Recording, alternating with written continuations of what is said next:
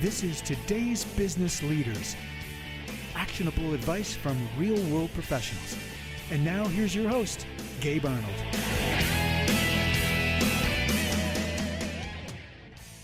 All right, so today I'm very excited to have Juliette Stapleton on the show, and she is going to talk to us about a lot of really interesting things that she's learned over the years and what she's helped her clients with. She is the queen of visibility, and I'm really looking forward to this time here together. So thanks for coming on, Juliette. Thank you so much for having me. I'll try and do my best. They call me the queen of visibility, and who am I to argue? Exactly. So I only have one question on my show, and that is, when did you first realize that you were an entrepreneur? Oh, way after I started my business and went and registered my business. Honestly, I started my business in 2012. You know, I had a little small digital marketing agency and I was working with the local businesses. I'm based in a very small place in the rural Ireland. And I was working with local businesses in the town nearby. While I was working with all the most prominent businesses in each industry that we had represented here, you know, and things kind of seemed okay. I don't think that I realized that I'm not running a business as a business and I'm not an entrepreneur at all. And the only difference between being employed by these people and working with them as a self-employed was that I was sending invoices instead of being on the payroll. That was the only difference. My mindset was completely, it was an employee mindset. You know, there was a lot of vulnerability. There was a lot of looking for direction. There was a lot of things that I wasn't taking control over my life. And around 2016 and 2017, I started really feeling this urge, and I turned 40, and 40 is like amazing decade for really, you know, step into that bigger version of you. And I felt that, I felt the calling, and I started looking for what that calling was and where it would take me. And I remember one of the first things that I came across, in those early days was a blog article. And I don't even remember at this moment who wrote that article. It was one of the first kind of online coaches that I've started following. And she was talking about a client of hers giving her a testimonial. And the testimonial went something like, up until I met you, I did not realize that I was still a glorified employee in my business. And I'm absolutely not in control with, what's happening in my business, what's happening in my future. And I read that and I thought, this is me. I don't know what's happening in my future. I don't even know how to market myself. And I call myself a digital marketer because everyone came through word of mouth. I was so confident, creating systems and helping these people build relationships. And this is where my strengths in marketing is about building relationships and building connections. And when, working with people with brick and mortar business who build relationships in-house and then transcending this onto their business page. And that was what I was kind of doing. But when it came to me, reaching out, networking, I'm an introvert, I'm a shy person, I don't talk to strangers. Now that's all different when I am online, but that's because I've learned through push through resistances and fears and learned to get better, But at that point, it's kind of like I woke up and I said to myself, I am not a business owner. And to be honest with you, even though, my strengths isn't in business, my strengths wasn't in business. So I never even thought about how do you run business? What are the foundations that you have to, how do you connect and pitch yourself to clients? Insane things that you think that, what is this woman doing running a business? But this is the truth. And I think it's the truth that a lot of people don't admit, but it's the truth that that's what they are actually doing. They're hoping for the best. They have a bunch of clients. They could be absolutely nightmare clients, paying them peanuts, and they feel vulnerable. They're afraid to let go. They're afraid to do something bigger, to reach out, because they're afraid to be rejected. They're afraid that somebody will say, well, you're not serious enough because you're a solopreneur, or something like that. There's always a reason with people who run businesses like I was running my business. So in 2017, there was the time when I had to do something. And of course, the universe gave me a kick in the backside where my husband got diagnosed with really serious stage of cancer. And I just said, okay, I can't do anything about the cancer, myself. whatever happened and it's his battle. But what I can do is I can actually start stepping into that person that I want to be, whatever happens, because I want to focus on the moment where I have that life of the dream of my dreams. Why did I create my business? Because I wanted to be in control. I wanted to work with people who appreciate me. I wanted to have income that allows me to do things that I love, going out and traveling and, you know, going for my coffee breaks, because that's my favorite thing to do, and things like that, you know. So that was not happening. And I focused on that point where all that will be happening. It will be my everyday life, and everything else that was happening in 2017 is just, you know, a bad dream, like that kind of, you know, memory, like a bad dream. And it was the best decision I've ever made. And it took me another year, probably, you know, just trying to learn. And of course, you know, when you come online and you start showing up, then there's this fire horse of knowledge, and you start signing up for all these online courses and things like that. So I went through the stage. I think it's a rite of passage. I went through the stage, the shiny object and everything. But there's one thing that I've learned. I'm doing this for 3 years now. And I think that it was sometime last year where I just said to myself, I was already creating, you know, online sales. 80% of my business actually was coming in globally from online. I had students and clients in multiple countries. You know, things were working well on the surface, but what I didn't feel is that I was an entrepreneur still, because I just didn't feel like I am totally responsible for my future, for my actions, for day-to-day things that I, you know, need to do, or want to do, or choose to do, and do it creatively, and do it with some sort of bigger purpose. And I think that that's what entrepreneurship is all about. You know, it's not just about just having a, you know, income or creating, you know, making a lot of money. It is about your mission and starting to realize that there's a bigger thing that you are destined to do, and stepping into that then looking seriously at things. What needs to be done? Something feels scary, something feels uncomfortable, sales conversations feel very uncomfortable. Well, find the way to play with it, find the way that it's comfortable for you. Yeah. You know, do it through practice, because that's the only way to discover what works. And it was amazing to realize, and I did have this, you know, period of time when I was thinking to myself, oh my God, I am an entrepreneur. I love it. And then I started seeing all these things in other business owners where I said, no, this is not an entrepreneur. This is a business owner. You know, don't call yourself an entrepreneur, because you're not. And there was another rite of passage when you realize, and you're, you know, then you're the best and everybody else is not. But yeah, I'm back to earth and just continuing my entrepreneurship in a normal way and helping people. And, you know, what my whole thing is, I mentioned building relationships. So by showing up as my own brand, and that's what I started doing in 2017. I decided to build a brand that is a Juliette Stapleton. It's the face of mine, so people can sort of be pre-qualified just looking at me and hearing to my accent, and, you know, seeing my energy and hearing me talking about things that I like dogs and, you know, spiritual stuff, and, you know, let's make our dreams come true. I want those people to come to me, and I can help them, because technically and knowledge wise, it was all there, you know. And it was the best decision I've ever made, because it's also a journey of self-development, not self-development, don't like that word, self-discovery, empowerment, and just really falling in love with who you are.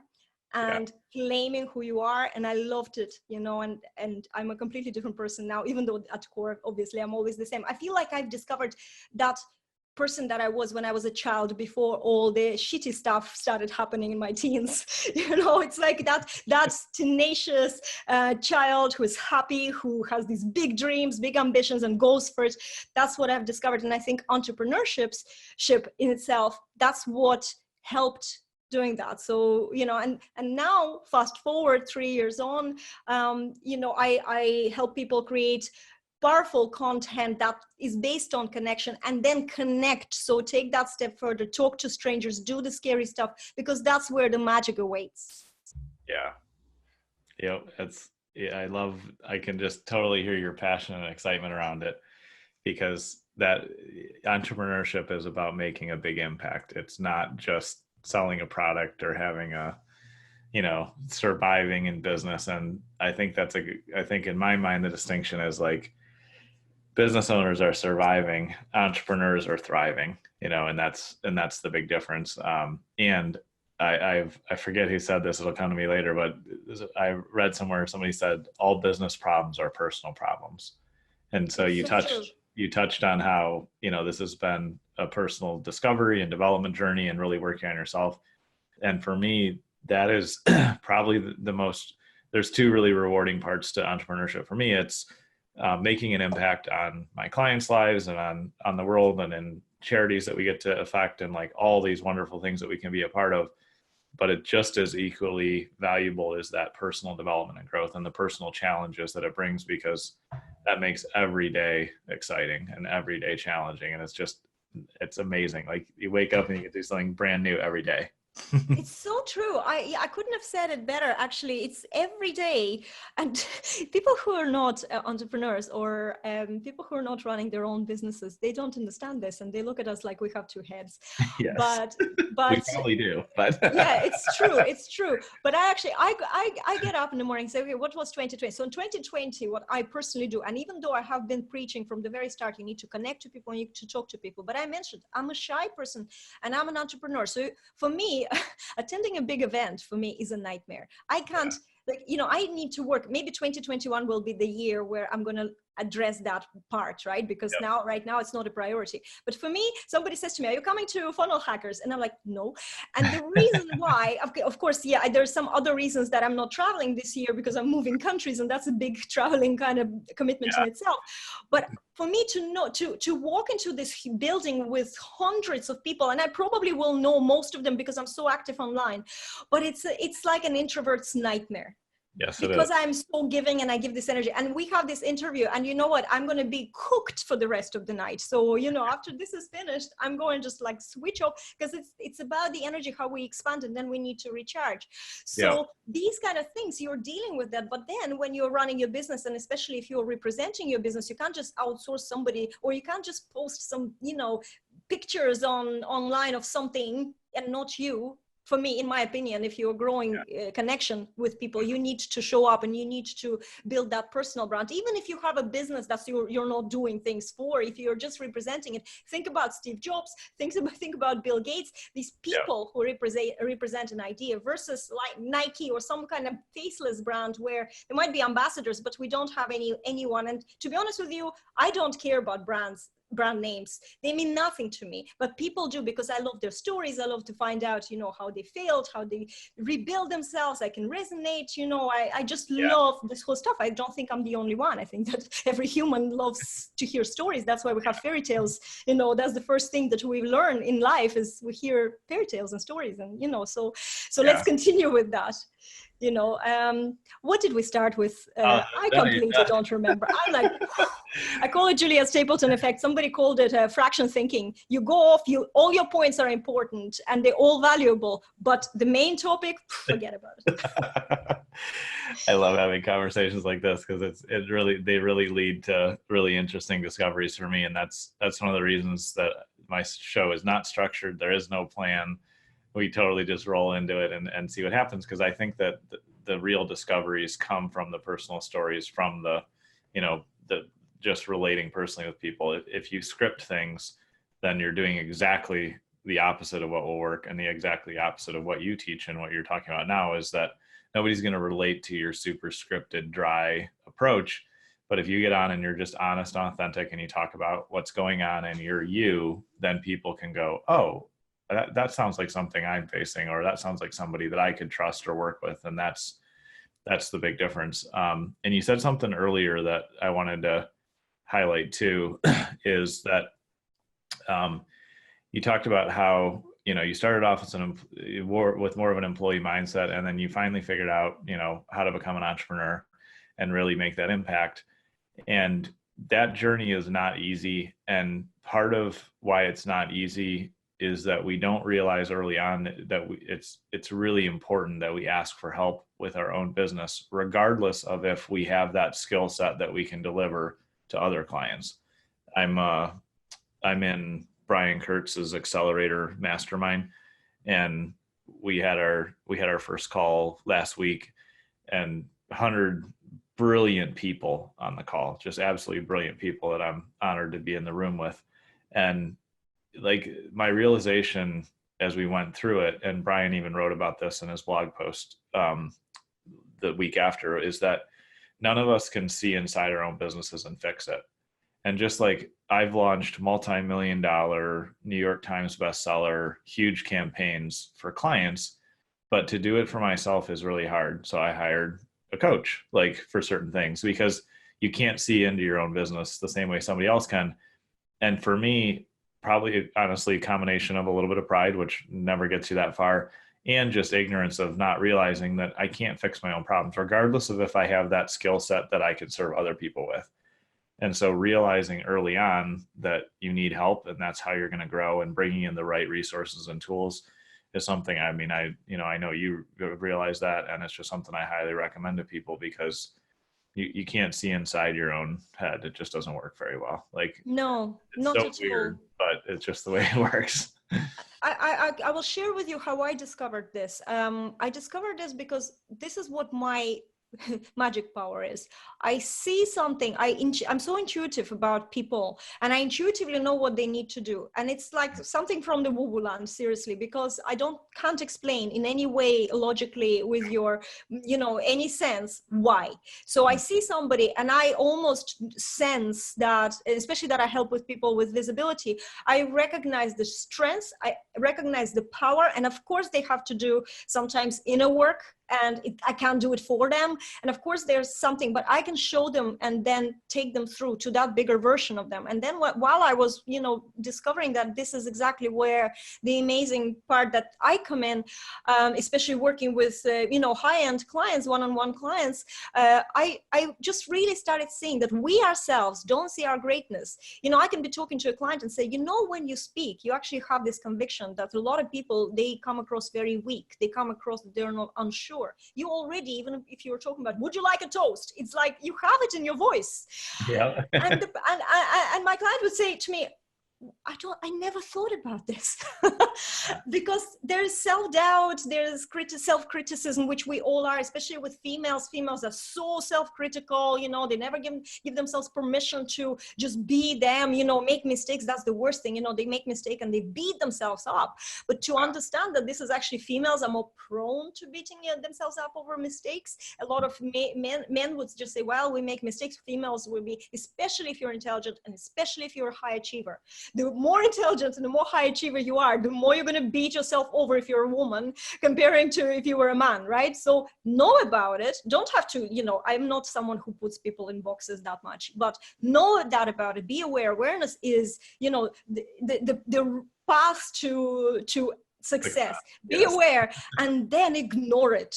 And do it anyway. And it's so true that we don't, and we need help. I know a lot of struggling business owners when they start, and they say, oh, I can't afford, I can't afford this. And then they go and they buy something that is absolute nonsense. So they spend the same money on nonsense, or I remember, I had a period of time, and I gave up drinking because I put on weight, not because I had a drinking problem, but I kind of put on weight, and I'm a tiny person, so every pound you can see, and I gave up drinking last summer. But before that, there were sometimes periods of time when, it's gray outside, it's cold in the house, and you'll go and you buy a bottle of wine, but one bottle will never be one bottle, it'll be 2 bottles of wine. So that's 20 quid a night, 5 nights a week. I could have invested into something taking this money. And this is where people, just the priorities are wrong, and they don't understand that it's when they actually invest with somebody, taking them by the hand, seeing what they don't see, and say, this is how you can achieve, let's try that, or let's work how we can, do it together for you, is the best thing. And not even sometimes online courses, it's really just that, masterminds, one-on-one coaching. It's where you can get that personalized attention. Because as coaches, we see this sometimes. As I said, I can meet somebody. I know exactly where they're making mistakes. I know exactly what they need to change, and then open up and, of course, change the way they think. And that just creates this flow, because it's all about finding the flow. Mm-hmm. But I do think that, the earlier you can get help, the better. If you can't afford it, watch that person like a hawk. Put them on C first, put them on anything. Last year, I was not in a position to invest in the sales training that I wanted. And over the weekend, that coach gave this amazing deal, and I was the first one to sign up. He was on C first. I watched him, and I just intuitively knew something will happen. And I'm getting a 12 months support with this person for a fraction of a price. Yeah. And I am already, after this, already making huge breakthroughs in that one area that was very scary for me personally. And I just felt so much resistance. But it's like it's accountability, it's inspiration, it's, you know, it's just lifting yourself up. And I think that it's important to see what investment does. Yeah, absolutely. And I like what you said too there about, like, you know, the people that you want to work with, you know, watch them like a hawk for two reasons. One, don't just jump into the best pitch, like actually follow them around and see how they behave everywhere and see if that's what you want to be associated with and what you want to learn. And then on top of that, if you're really a student of somebody's work, you can learn so much and make money so that you can afford to then, you know, hire them. And that's, I am in, I think this is, I'm pretty sure it's accurate, at least it's been years. I am in the first paid mastermind I've ever been in this year with Brian Kurtz, with his Titans accelerators. And I have followed him around for like 6 or 7 years and modeled after what he's done and read his books and followed his podcast and his blog and like anything I can find about him, and I've learned stuff that's made me 6 figures. And now I'm like, you know what, now I can invest. And so either way, you're really going to benefit a lot by paying really close attention to those that are farther down the road. And I want to add something important here as well. There's also, I find that I'm an excitable person. You probably noticed I'm an excitable person, right? And I fall in love with people. I really get obsessed with people. And I follow them and I consume their content, and, you know, I get this like crush on a person. But the truth is that it has a cycle. Yes. Right. So you get this crush on a person, but sometimes you will get that thing that you just realize that it was just, you know, you just like this person personally, but what they're doing is not really 100% what you need or aligned with you, or something else as well. Or maybe there's something that in your gut, you know, that putting you off, but you're ignoring it because you like the other things. And it's so important that you follow somebody for a good while. And I'm talking about years. I'm talking about, you know, a good period of time where you stopped being excited, where, you know, the honeymoon is over, and when there's every day, and if they still provide the advice that pushes you forward, that moves the needle for you, that's where it's, you know, this is the person for you. And there are people that I follow now for years like that. And of all the other ones that just now not even in the picture, I see very clearly, and this is a good advice as well, maybe especially with a higher kind of level of investment. Obviously, if it's just like a 1K, you know, program or something, you don't have to think and wait that long. But I really do. I think that, and they usually give so much value that, as you said, even with just following somebody, reading their books, watching their videos, everybody is doing video now, everyone who's serious about their business, and podcasts, listening to podcasts and everything, you learn so much. Just implement, you know, get to the point. Then if you need, as you, like in your situation, you look delighted about it. And if you're listening this on the podcast, I'm telling you, he looks delighted when he talks about this mastermind. So, and I can relate. Yeah, no, it's really key. And the other thing that I learned from a good friend of mine, Curran Alvarez, he pointed out the simplest, you know, principle, but it takes me a while sometimes. He said, you know, if you want to work with somebody and you follow them around and they're the person for you, but you can't afford them, he's like, you know, search around and find the people they're coaching and ask them to coach you. And then you're technically getting a watered down version, but it's more than you're going to get somewhere else. And so that's a great, you know, strategy that you can use. And on top of that, the other thing that comes to mind for me that I've seen be really successful is that honestly, just a little bit of paid accountability from anybody will help. If you're clear about what you need to do, but you just need some motivation and accountability, then, you know, pay somebody to check in on you. Like Coach.me has very affordable, you know, coaches that will just check in with you once a day. There's a guy I used there for years, and he'd say, like, what are your goals for the day? What are you going to get done? There was a project, I think it was Peter Shallard, but it's been a long time. There was a project called Commit Action, where you could pay $100, $200 a month, and you'd get a call every week just for somebody to check in with you. So if you need that leverage to push you forward, don't think you have to buy the $25,000 mastermind or whatever. If it's not the right time for you, just buy something appropriate.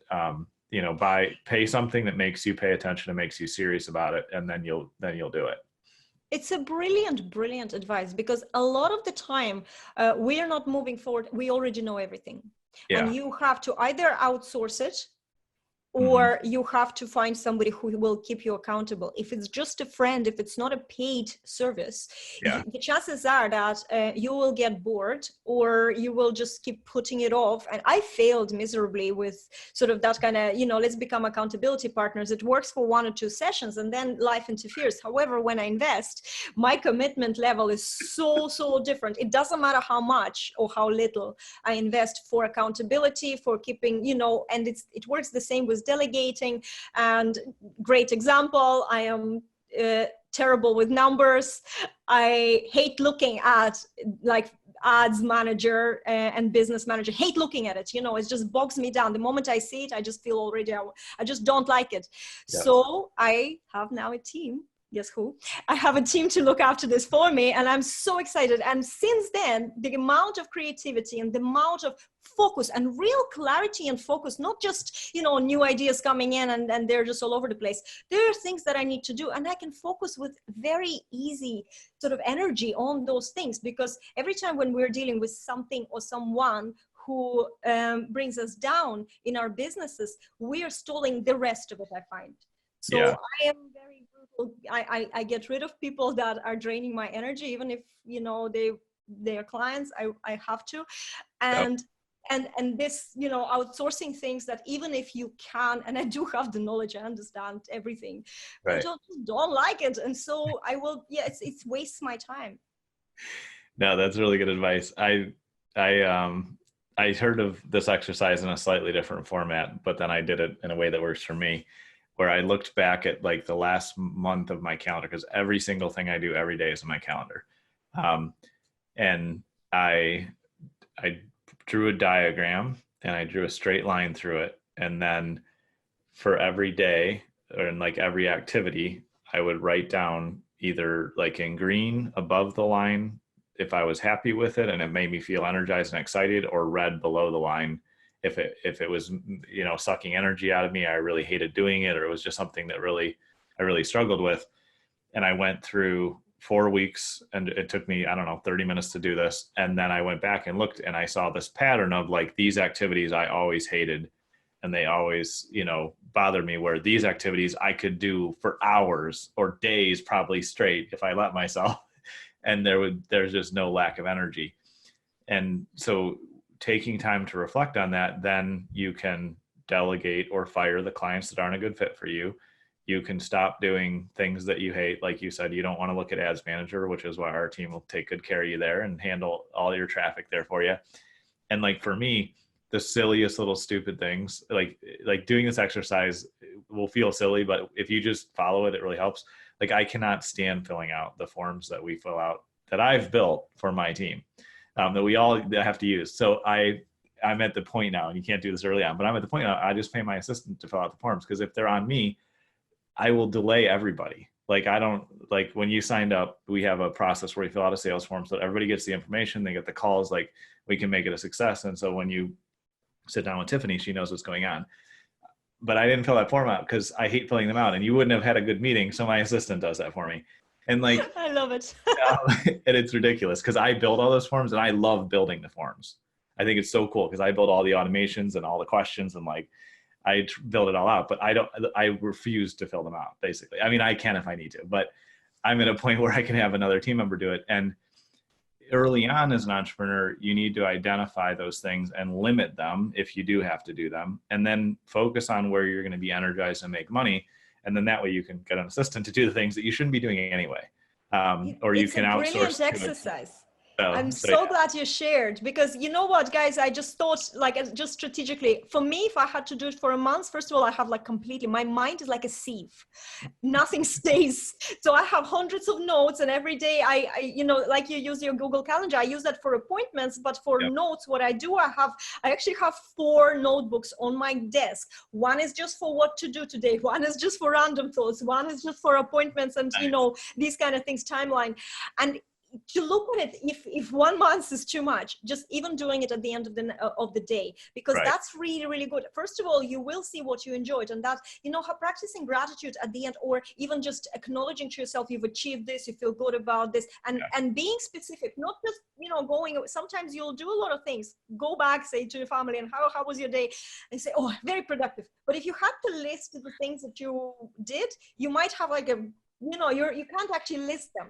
So when you do, and you focus on that, the sense of achievement really helps you move forward. You actually don't feel like you are not, it's not working or something, when something takes longer to show results. And so doing what you said every day, I think is brilliant to saying. However, if I did that, I would probably have to change what I'm doing and start doing web design, because I just love tweaking websites and I could do it for hours. And that's, or photoshopping somebody's pictures. Or this is something, but it's not something that I do in my business, although I do love what I do in my business. But I love the idea. Then you get rid of things that are really, that you're not doing. So there's activities like I just mentioned, they might not be what you should be doing, but you love doing them. So what I do is I use those activities, I sort of put them aside, and then I do them when I'm tired, not productive. So instead of doing them when I'm productive, I park them, and then I say, okay, when I'm completing, my brain is cooked and I don't feel, inspired. I'll go, I know I love doing those things, so I'll do that. Me, for someone else, or whatever, and I'll do those activities. But then knowing what really, like you mentioned the forms, for me it would be accounting. Again, it's numbers, so it's nothing, there's nothing, I just need to mark that invoice is paid. That's all I need to do. It takes 2 seconds, but that's something that I just don't like doing. That's on my list too. I haven't done that in years because I hated it. I would wait till the last minute to do it. I wouldn't do it right. So fortunately my partner handles all that, and it's fantastic. But yeah, I think you're totally right. It's finding what you love to do. And then I was going to say exact same thing you were going to say, is like, there are things that you love doing that are not going to make you money and are not really serving your audience at the level that you should. And so don't eliminate those, but use give yourself playtime and go do that stuff, because it'll keep you inspired. And then align what really makes a difference in your audience's world and their life with what you enjoy the most. And that will create the revenue, and it'll keep you inspired. And obviously there are things we have to do that we don't enjoy, but we just want to limit the things we really don't enjoy so that we don't drain our energy. And the weirdest, for me, and it was weird, the weirdest thing out of doing that exercise, and I still do it periodically now, is that I realize I don't like doing forms. I don't like doing accounting. I don't like doing stuff like that. But the weirdest thing is I like organizing things. I didn't know that. So like if I spend 3 minutes in the morning organizing my office, which is, I literally just set a timer on my watch for 3 minutes, and I made it just clean up my desk, because otherwise it gets out of control. And when I do that, I'm instantly inspired and motivated, and I feel super productive. And it's 3 minutes. It's the silliest thing. But I relate to that. Relate to that. I have this creative mess with all the notes that I mentioned, and sticky notes everywhere, and insane. I make mistakes sometimes to go for a 2-hour training and bring a sticky note pad for my notes, and then I have yesterday I spent 2 hours just. I was kind of chilling at home already. We were watching something on the telly, but I spent 2 hours transferring my notes, and into the proper notebook. So I have this. So yes. And when you're clearing as well, there's psychologically, when we have things cleaner and not decluttered, we are kind of opening that energy, even from, if you're an energy person and you believe that. But I noticed that what you said is exactly the same thing. Actually, I'm looking at my desk now, and 3 minutes are due. Yeah, might have to do it after this interview, but it's so true. Another thing that what you can notice when you're watching what you're doing is what I just wanted to make sure, because I know the objection that some people in my audience will say, because I help people at the very start of when they start getting visible, and maybe they not start the business, maybe they already had their business, but there's a lot of things about the online space they don't know, and I teach that you post. You do your live video, because on video you can connect. You can see a person the way they are. So it's like instant pre-qualifier.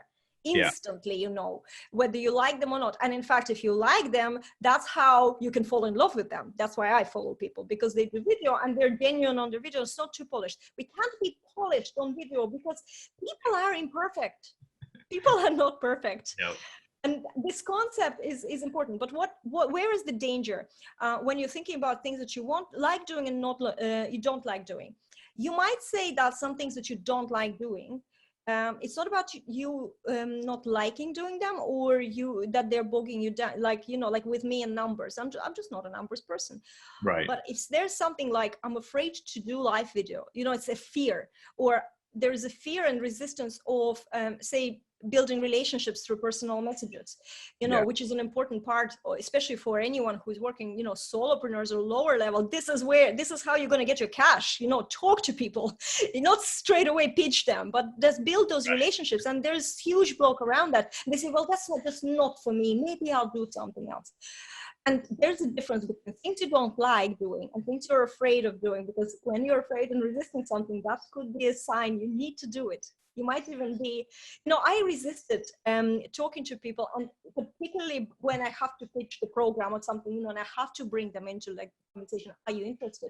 And I resisted it so much up until, the moment when I realized I am bloody good at it. I'm still resisting it, but I'm actually really, really good at it. Like authentic, like genuine. I'm not, there is a brilliant vibe on both sides after this conversation. So I already have the ability. So why am I resisting it? It's just ridiculous, but it's about shifting that and recognizing and being honest to yourself and seeing that fear as the sign that you need to commit to getting better, just small bit, small progress at a time.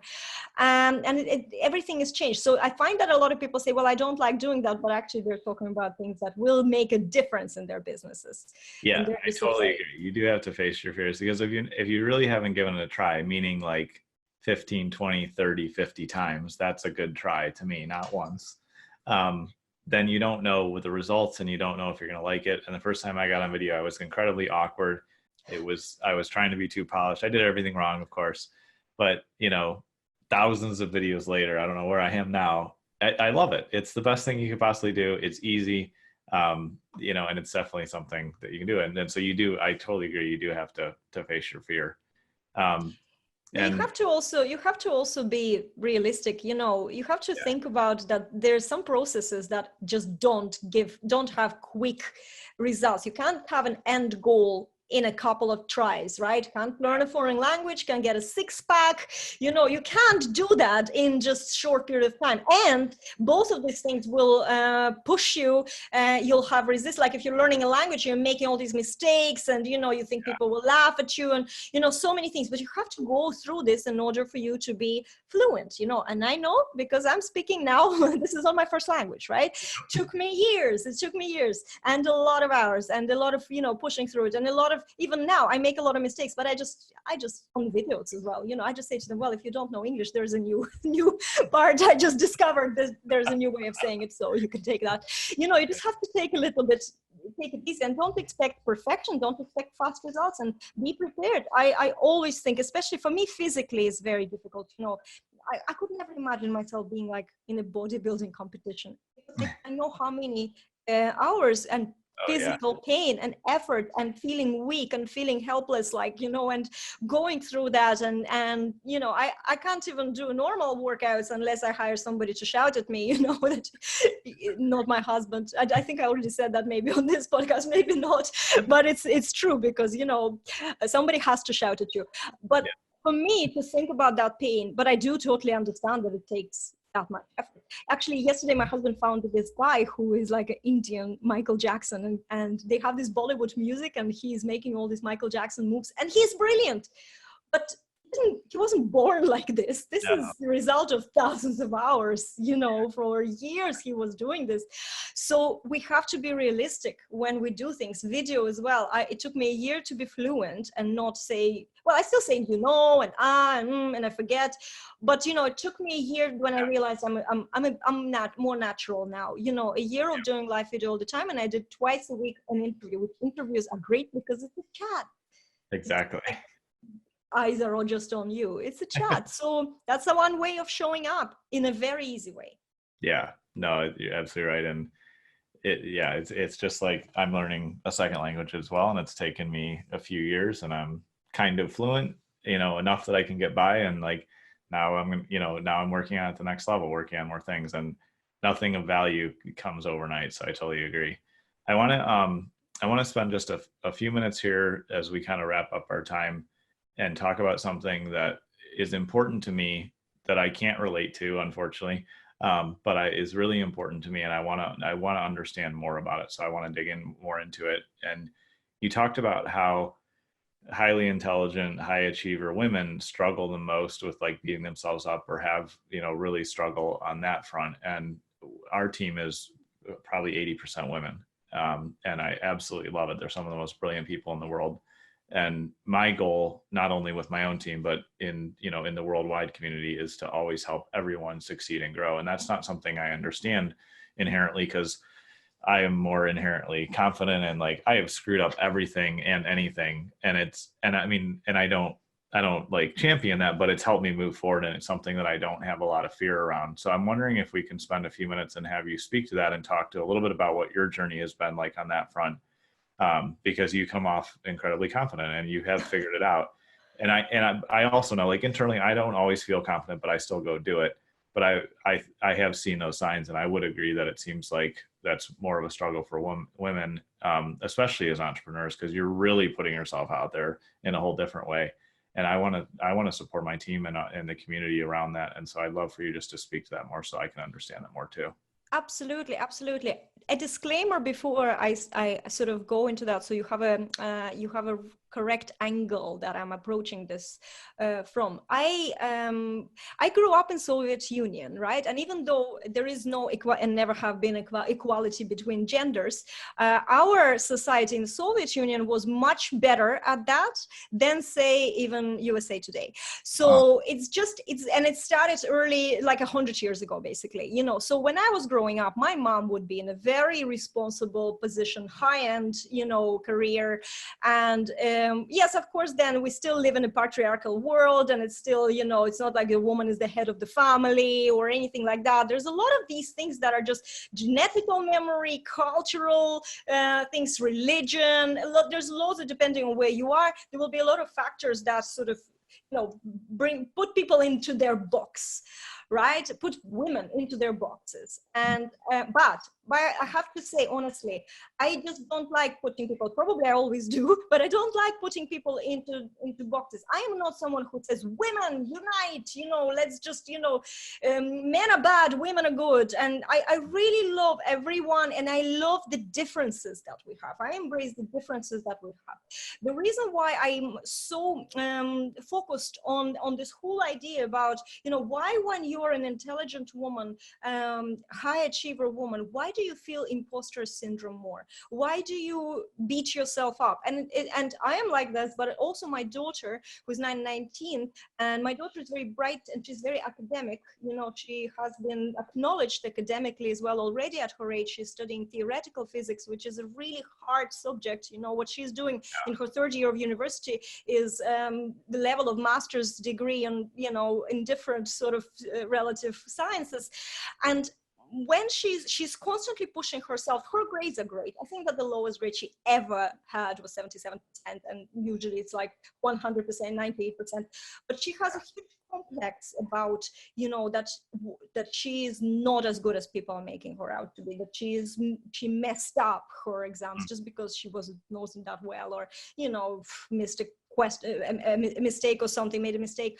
And I can't see my daughter, beating herself up like this, obviously, as someone who is, I'm a mother. So, I'm kind of, that's the rare case when my motherly kind of hen mother wakes up and starts saying, I need to protect this child, usually it's not the same. I'm not that kind of conventional parent otherwise. And I have a brilliant child. So that works. That's a different conversation for a different podcast. Yep. But while looking at me, then I attract a lot of people who are women who are, say, 45 plus, and actually people that I attract and that want to be visible or at least trying. I think that the top level is about 75.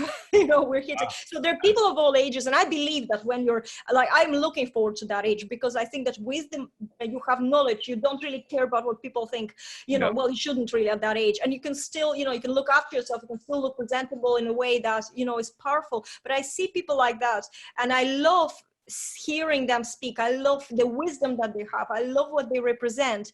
And then, you know, they're not showing up because they're females, and they're punishing themselves all the time. They're not giving themselves permission to just do what they can do. And what I'm learning with this journey, and probably because I'm thinking about it a lot, because again, awareness, you know, the more you're aware about something, the more you think about it. And I want to find the flow. My whole mission is like, I want to be happy. I want the world to be happy. I'm not an aggressive person. I can be aggressive, but I don't want to be, and I don't want anybody to be. I am like, you know, what my husband calls a happy spa, who just wants to be happy. I just want to chill somewhere and, you know, eat nice food, travel, see great movies, and that's all I want. And I want this for everyone else. You know, I don't want anybody to be horrible to themselves. And because I have to do a lot of showing up, and again, it's to do with pushing through the fears and everything, I just came to this attitude, and this is probably what should help. You know, you just have to say, well, fuck it, this is who I am. I want it. Yeah. Because, you know, if my husband decides to watch, you know, 3 football games in a row on the telly, and my whole Saturday is now like thrown out of the window, we can't go anywhere because it's all around football. Well, he never, you know, beats himself up that he's doing that. He's not asking for permission. He just tells me. So why do I, you know, and I don't want to do it in a confrontational way. Mm-hmm. But in a way, I have started, you know, since I started being visible, this confidence thing that just it transcends, you know, this empowerment, it transcends. I'm not arrogant, I'm not confrontational, but I do find that I say, well, you know what, I do want this, or more importantly, I don't want this. Yeah. So, and I'm honest about saying about things that I don't want, or things that I don't appreciate, or, you know, a certain tone of voice, or being treated in a certain way, not by my husband, I'm talking about in general, you know, a client maybe, you know, doesn't respect your boundaries or your time or something. I'm saying it, you know, and it's okay. And through these kind of little things that you start aiming yourself, you are building that confidence. Because I do think that like there's a difference between how females are and how males are, you know, and males are more, you know, they're kind of like, they're hunters, right? So they would be more, let's go and, you know, group together, kill that big whatever together, you know, we'll defend ourselves. They're more straightforward in what they're doing. And women, we have to think about so many things, are, you know, the keeping the fire and making sure that the kids are all fine and everything. We are kind of multitaskers, but we also very holistic creatures. And we see things, we're very intuitive, a lot of us, very intuitive, and we know exactly what needs to be done. We're not listening to the head, we're listening to our heart. When you allow these things to actually naturally flourish in yourself, your life becomes better. Your relationships with people, some people are afraid to, you know, step up. Some women are afraid to step up also because they think that they're going to meet confrontation, pushback, and they maybe initially will, especially if they're in relationships that was the status quo. You have to change it. There will be always a little pushback, but as you continue standing your grounds very calmly, it will always, you know, balance itself. If somebody is not meant to be with you, they will leave your life. And if everybody else adjusts in a way that you cannot even imagine. Like, they respect you, they will love you, they will adore you in the way that you do not even imagine. And an interesting thing, and again, I don't remember who, I was reading a book about a women and imposter syndrome. Imposter syndrome is huge, especially with video. A lot of people, I do marketing research, you know, everybody who's joining my live video challenge, I ask them, you know, what are you struggling with? And the amount of people saying, you know, I feel like nobody will listen to me. I think that I don't have enough knowledge, you know, and a lot of them are female. And so I started looking for some information that I can tap into. And I found this book, and I really, really regret I'm bad with names generally, but I can't drop names. But basically what this book had said is there was 2 things. One concept was, and it's not just for females, is imposter syndrome comes from the fact that when you're intelligent, you do understand. You're not arrogant. You're not myopic. You do understand that no matter how much you've learned, there is a universe of knowledge that you still don't have. Yeah. And so it makes you feel insignificant because you understand that this is not that now that you know all. And in fact, people who think that they know all are usually not that intelligent. And you know, arrogance is not the sign of intelligence. So that's one thing. And then with females, that's then this whole thing about giving yourself permission, you know, just actually allowing yourself to be you, you know, not expecting that somebody, and I'm not sure if it has to do with expecting validation from men. I think it's maybe, who knows, a genetical thing or a cultural thing, or our, you know, it's just so deep in us.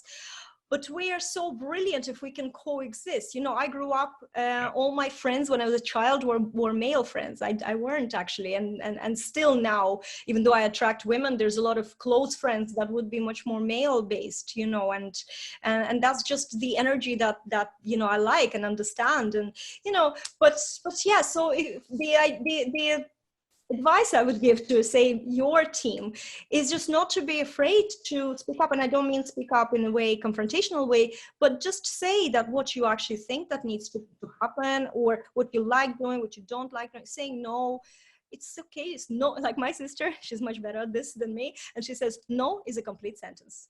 And also she says, beside you, there's me. And she says this with that kind of attitude too. So it's not nice when she says it, but it actually taught me an amazing lesson. And I started doing that in my own more gentle way, but I started doing that to people, saying, hey, beside you, there's me.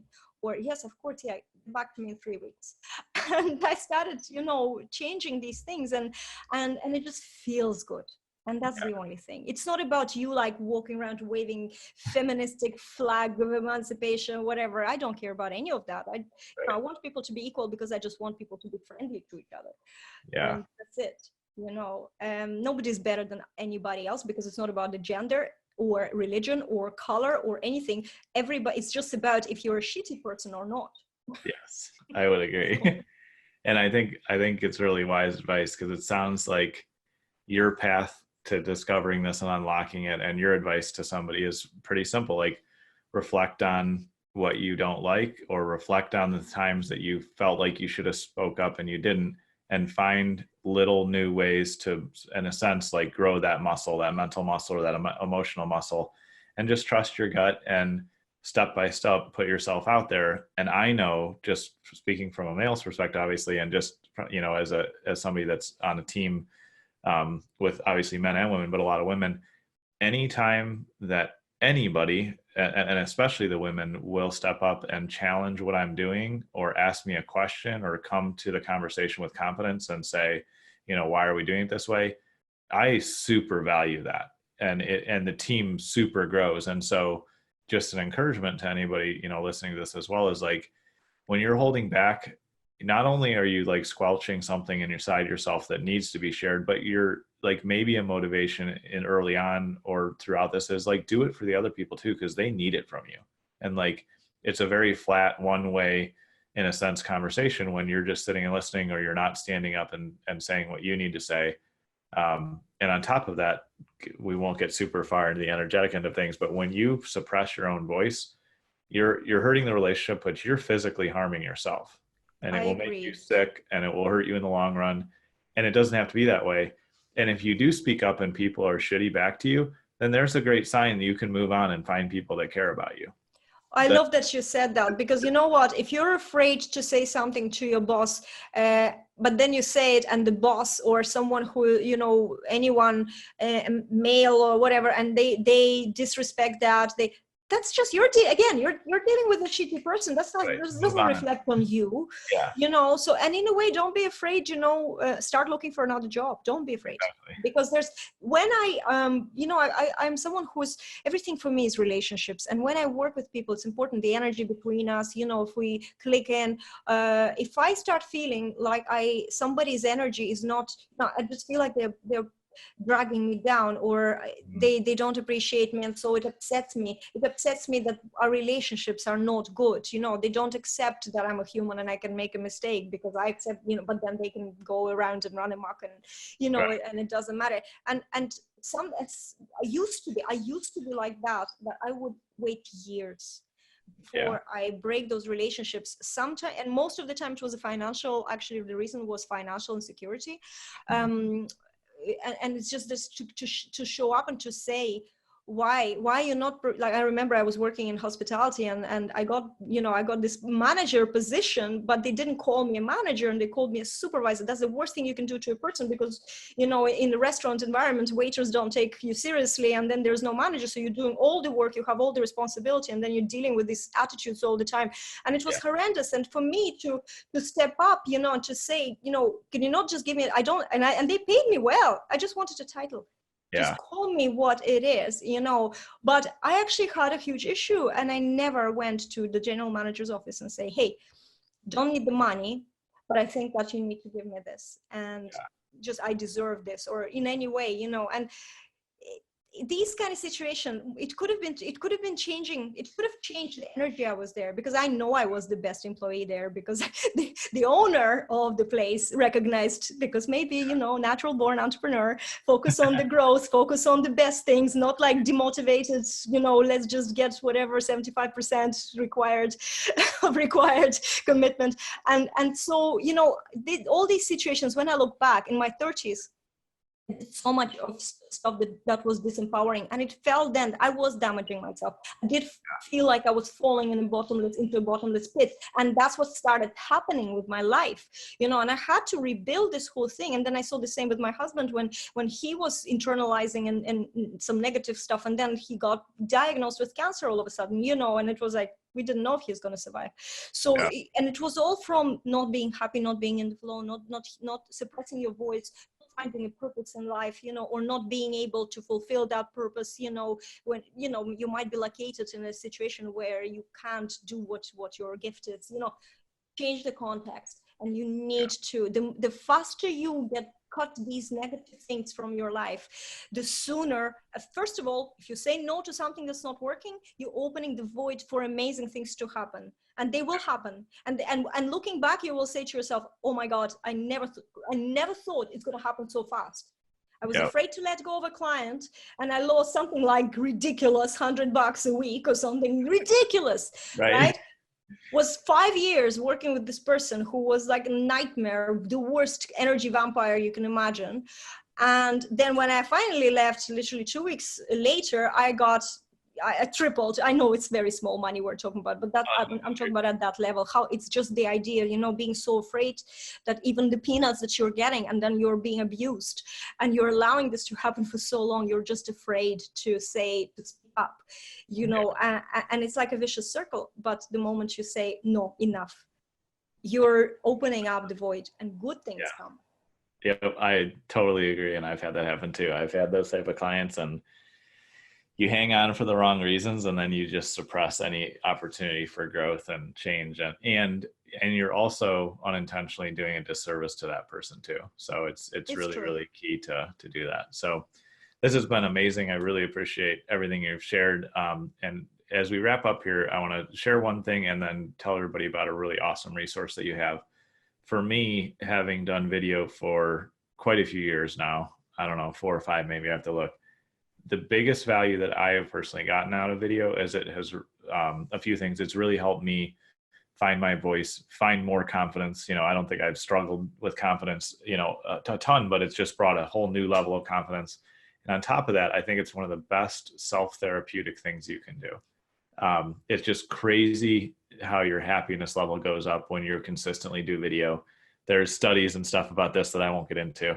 But I first had somebody explain the concept when I read Tim Ferriss's book, Tools of Titans. Early in that book, there's a story about a videographer, an early YouTuber who was clinically depressed and like really, really in bad shape. And he decided to do a video a day about it and talk about it. And then he started showing people his city where he lived and everything. And he completely cured his depression and became a multimillionaire. And so when you take time to talk to yourself, which is what video is in some sense, you have the potential to unlock incredible power. And so you have an amazing challenge, the 11-day video challenge that I put below the video here, that everybody can check out. If you can just give us a quick description of what they get when they're a part of that. And then we'll wrap up now, but we will absolutely be having you back on the show soon. So amazing. Yes. So I have this signature challenge. I know the word challenge is very overused, like 3-day challenge, 5-day challenge. This is not that kind of challenge. It's a challenge because I'm going to take you through 11 days. You're going to be streaming for 10 days out of those 11 days. We start in our private Facebook group. We have a pop-up group for that.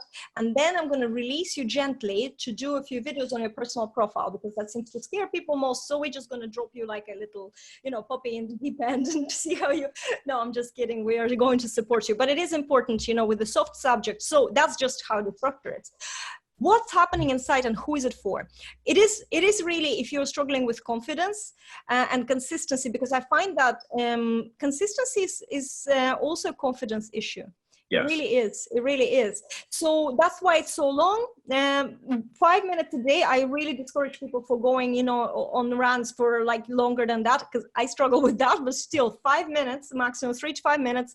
You get the prompt with the subject every day. There will be subjects that are personal. This is an important thing because of what you just said. And I love it, because when we're doing live video, yes, they say talk to somebody who is out there. That actually can sometimes, especially in the beginning when you're not experienced, that kind of puts you off, because sometimes you don't know who your ideal client is, really, honestly. So you're very confused. But this piece of plastic here is my best friend, my best confidant. I know I speak very loudly, so my family hears everything I say. But I come into this room, I close the door, and then I start going on these videos, and I talk and I talk and I talk, and it's all deep stuff, and I love it, because I also process information when I talk. So I come up with some ideas while I talk. So this is another thing. But inside the challenge, the transformation is amazing. I actually had we have a common connection, Michal Matlievsky, who did my live video challenge at the very early days. I didn't even suspect then that it's going to turn to my signature program. He did a challenge. It was just 5 days, and the subjects that were very similar. And he said to me that even though he's a seasoned entrepreneur, he's built huge businesses and he helps other businesses. And what he didn't have is the understanding that what video can do in terms of how many more people he can reach. Yeah. And I didn't stay, he wasn't in my programs. He just did a live video challenge, and then kind of we lost touch, and then we connected just recently before Christmas. And he said, I still could say that you were the changing point where I had my 160 friends who I all knew personally, probably in the local area. But what you showed me is that you can show up, you can talk to this camera, you can, express yourself, and you attract people globally. And they're all people because people we attract are all the time, most of the time, people who are completely aligned with us, And it depends on your personality. I find that I've never had trolls. I've never had people abusing me. I've never had that. So if you're harsh, you're going to attract a person who is harsh, right? If you're a little edgy, you're going to attract people who also react to things in an edgy way. So it depends on your personality and how you position yourself. That's who you're going to attract. So don't look at somebody and then see the trolls on their posts, some influencer, but also think about their personality. And it's fine, I'm not saying it's a bad thing for them to do or position themselves like that, but it's them, but they will naturally attract these people. I'm a softer person. I don't attract trolls. Yeah. I think I had one troll there that I didn't notice, and he posted some sort of suicide thread on my business page or something, but I knew it was all nonsense, because they it's a month later I just said, well, alive then still, because he was he was still there, and I took a snapshot and I made a post, and I had a laugh, because it was like funny thing for me. I that's where I get harsh.